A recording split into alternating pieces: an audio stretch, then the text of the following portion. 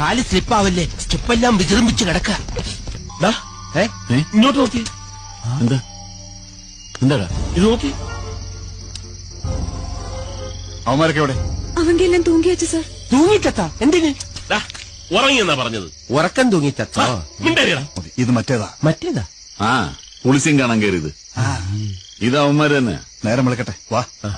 നിക്കേ, ഇത് കണ്ടിട്ട് എന്തേലും തോന്നുന്നുണ്ടോ? എനിക്ക് തോന്നുന്നുണ്ട്.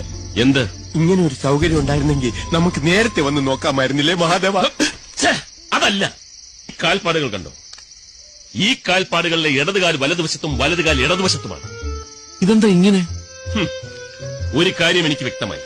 ഞാൻ പാരാസൈക്കോളജിയെ പറ്റി പറയുമ്പോ നിങ്ങൾക്കൊക്കെ പുച്ഛമായിരുന്നല്ലോ. ഇപ്പൊ മനസ്സിലായില്ലേ? നീ പറ, ഇതെന്താ ഇങ്ങനെ?